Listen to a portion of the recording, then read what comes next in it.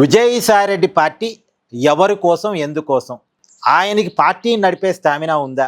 పార్టీని నిలబెట్టుకునే స్టామినా ఉందా? పార్టీని గెలిపించుకునే అవకాశం ఉందా?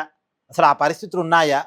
మరి ఎందుకు వస్తున్నాడు రాజకీయాల్లోకి అనే చర్చ చాలా బలంగా నడుస్తుంది. ఇప్పుడు నడుస్తున్నటువంటి ఒక చర్చల్లో ఉన్న విషయం ఏంటంటే, వైఎస్ఆర్ కాంగ్రెస్ పార్టీలో ఉండలేక, అలాగని కూటమిలో అవకాశం లేక, మన రాజకీయంగా సమాధి అవుతామేమో, రాజకీయంగా భూస్థాపితం అవుతామేమో, రాజకీయంగా ఇంకొక ప్లాట్ఫామ్ కావాలి, జగన్తో ఉండలేము, కూటమిలో అవకాశం లేదు.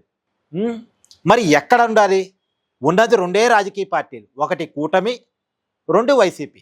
కాబట్టి వైసీపీ వెనకాల ఉండలేక, కూటమిలో పోవటానికి అవకాశం లేక ఉన్న వాళ్ళు విజయసాయిరెడ్డికి ప్రెజర్ చేసి, విజయసాయిరెడ్డికి ఫండింగ్ చేసి పార్టీ పెట్టిస్తున్నారా?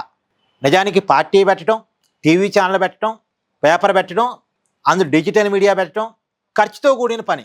ఇప్పుడు ఇంత ఖర్చు విజయసాయిరెడ్డి ఎందుకు పెడతాడు? ఈ పెట్టే ఖర్చు వల్ల తనకి ప్రయోజనం వస్తుంది అనుకుంటే పెడతాడు. కానీ అంత ప్రయోజనం కళ్ళ ముందు కనపడుతుందా? లేదు కదా. సో పెట్టే ఖర్చుకు ప్రయోజనం కనపడినప్పుడు, అతనికి పెద్ద ప్రజాదరణ లేదు అన్న విషయం రియాలిటీలో విజయసాయిరెడ్డికి కూడా తెలిసినప్పుడు, అతనే మాస్ లీడర్ కాదే, అతనేమి గతంలో అనేక సార్లు ప్రజాప్రతినిధిగా పనిచేసిన వ్యక్తి కాదే, రాజ్యసభకు నామినేట్ కాబడ్డాడు, ఒక్కసారి కూడా ఎన్నికల్లో గెలిచింది లేదు, అసలు ఎన్నికల్లో నిలబడిందే ఒక్కసారి, ఆ ఒక్కసారి కూడా ఓడిపోయాడు. మరి అలాంటి వ్యక్తి పార్టీ పెడుతున్నాడంటే దాని వెనకాల చాలామంది బూస్టప్ ఉంది, చాలామంది ఫండింగ్ ఉంది అనేది ఇప్పుడు వినపడుతున్న ప్రచారం. సరే, ఈ ప్రచారాలన్నీ జరుగుతూ ఉంటే రియాలిటీ అనేది తేలాలి అంటే పార్టీ పెట్టిన తర్వాత ఆ పార్టీ నడుస్తున్న విధానం వల్ల మనం అర్థం చేసుకోగలం. ఇది అంతిమంగా కొంతమంది రాజకీయ ఆకాంక్షలు నెరవేర్చడం కోసం ఏర్పాటు చేయబడుతున్న ప్లాట్ఫామ్ అనేది ఇప్పటికైతే చాలామంది నమ్ముతున్నారు.